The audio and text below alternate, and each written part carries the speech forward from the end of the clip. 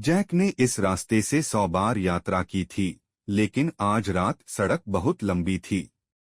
उसकी हेडलाइट्स कोहरे में मुश्किल से ही दिखाई दे रही थी। मील के निशानों का कोई मतलब नहीं था। उसका रेडियो चटक रहा था।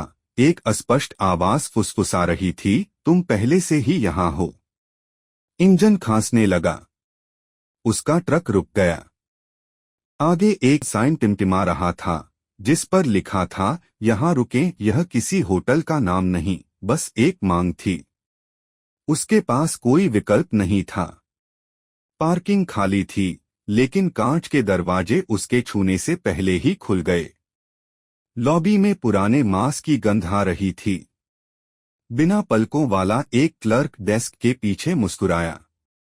वापस स्वागत है, जेक। जेक पहले कभी यहाँ नहीं आया था।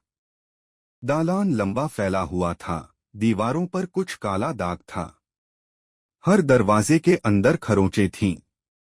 उसकी चाबी कमरा 4 पहले से ही ताले में थी। जैसे ही वह अंदर गया, उसके पीछे का दरवाजा बंद नहीं हुआ। इसके बजाय लंबी भूरे रंग की भुजाएं अंधेरे दालान से बाहर निकली, हवा में पंजे मारती हुई।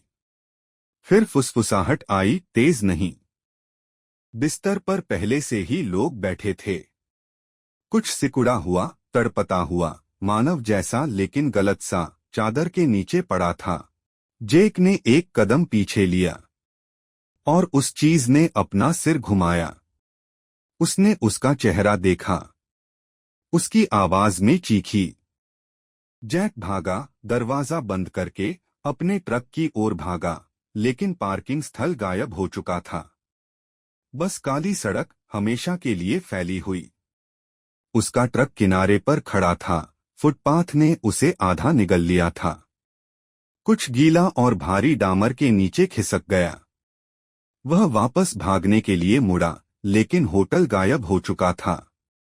उसकी जगह पर एक सड़क चिन्ह खड़ा था, जिस पर खून से सने अक्षर थे, हमेशा गाड़ी चलाते रहो या डूब जाओ। उसके नीचे डामर फट गया। सड़क भूखी थी।